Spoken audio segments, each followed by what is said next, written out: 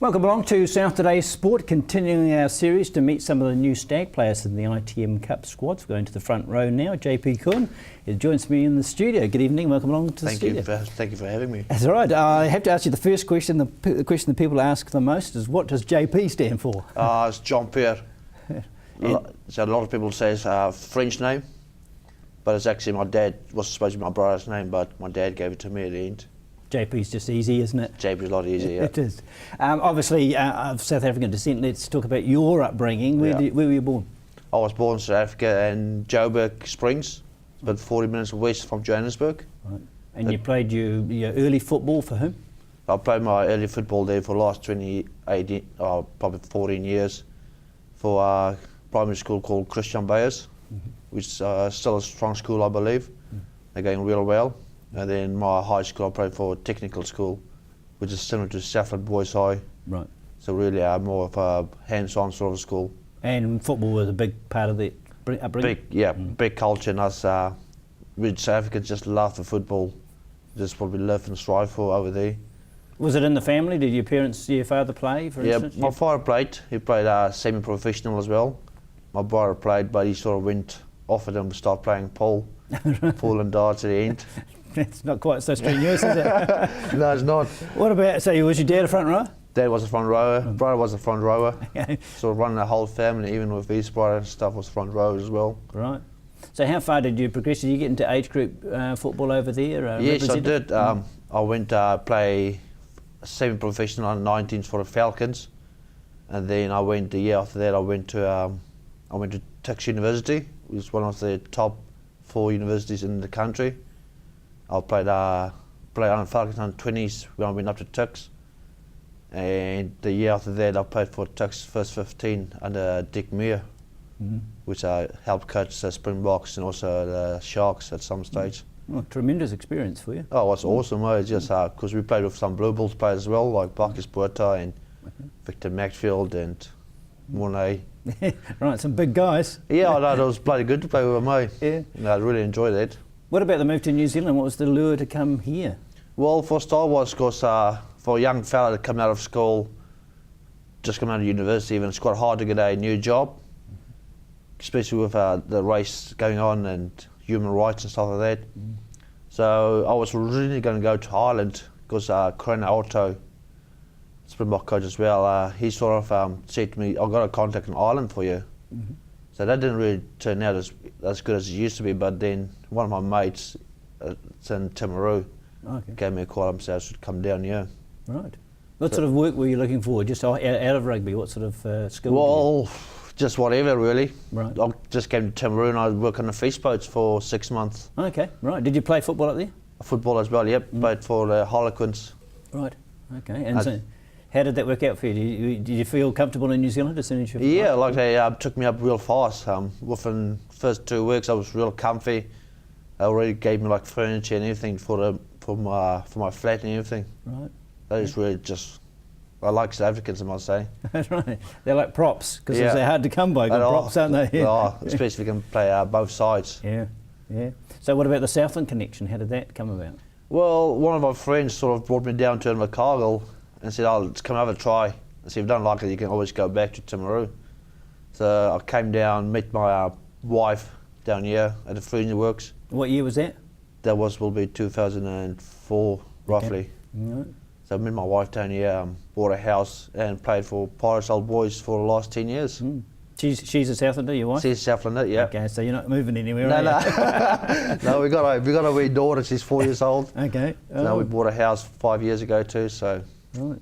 So you applied your trade in club rugby for a while before being recognised, didn't you? Yeah, well, I've been with Southland under 21, I think it was back then, and then under 23s before it came to Southland Metro.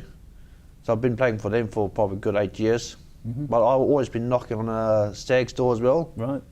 So I always get a call up, come train with us because we got an injury. Right. So I was been there, but never got a breakthrough. All right. But this year everything changed, didn't it? Yeah, it all changed really. Last year it really changed. Under the coaching of Matt Saunders and David Hall. They sort of took my game a bit and told do this and do this. So my breakthrough period was a lot better last year, a lot further too. So that was, you made the Southland squad last year? yes, I did. Trained with them. I never got my first game against until Manawatu when Whopper got his red carded for stomping, apparently. But that's where I sort of made my mark there. Right. Took my opportunity. You remember that game vividly? Yeah, I do. That's was my first, was real fast at the game. So it took me that game to blow my cock whips out and just get into the next game. Right. So you feel comfortable at that level? Yeah, I do, because back in South Africa before I actually came, I played a Currie Cup, 1 year of Currie Cup as well. Okay, which is about the same standard, isn't it? Same standards, yeah. But you know, going out from that level 10 years ago, coming back into it, it's a different experience, but.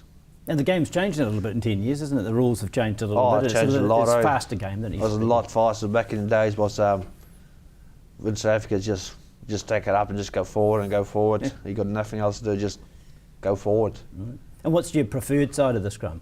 It doesn't really matter to me right now. I'm this year more concentrating more on loose head, getting my loose head position correct. And for the casual viewer, are they seem to be remarkably different roles. Are they different techniques required? Yeah, different techniques is required because on tighter you got more pressure coming through you.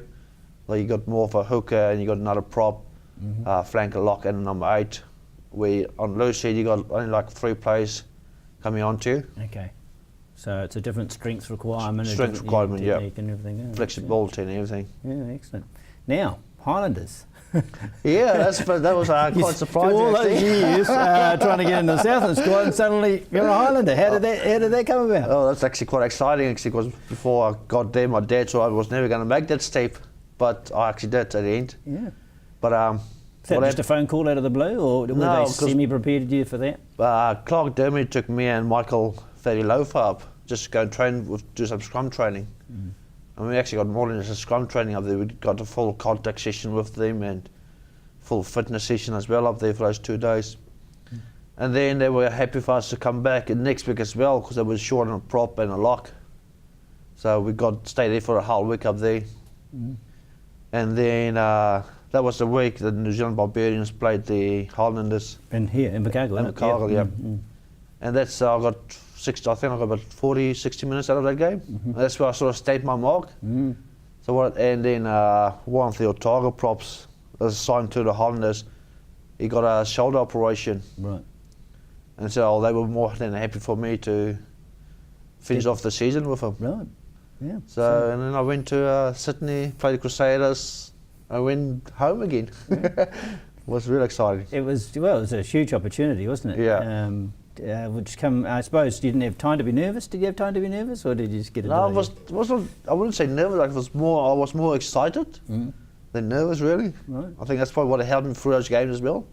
Just the excitement. You thought MPC was quick. It was another pace again in the Super Rugby? Super Rugby, yeah, was really a different pace, a lot faster, but a good thing to make my job easier was I don't have to worry about my own job. Right. You don't have to worry about the person next to you. Okay, because they're experienced and they know what they're doing, yeah. And they really just took you up real easy as well, teach you a lot of stuff. Didn't just throw stuff at you, they sort of take you nice and easy on. And it's a bit more physical game up there. The defence is more full on, isn't it? More full on, more physical, a lot more bigger boys. Especially the Waratahs, a lot more bigger than the Sharks. So, but no, I was really, you can't get any better. No, absolutely not. They won. It's as simple as that. All right, so let's just talk about your goals for the season. I'm going to guess here. I guess that you just want to get every game you can, or as much game time, and just cement a place in the Highlanders long term. Well, that's what I want to do. Is make a point in this ITM Cup. Just have a rock solid ITM Cup in the scrums. Get more cool rolls. Done good. If I can get that goal set, then I'll be aiming for the next one. And you're still relatively young by prop standards, what, 30? That's you've got plenty of years left, and some experience now. That's dead right. Well, I know in France and in South Africa the props goes up to 38, 40 years, and they still play professional. Just a matter of keeping yourself physically fit, isn't it? And yeah, just look after your health and eat good, really. Yeah, I'm sure you'll do that. All right, JP Cohn, thank you very much for spending some time with us. It was a great pleasure to meet you, and we'll keep a very close eye on you throughout the season. Awesome, thanks for that. That's the South Today tonight. See you tomorrow.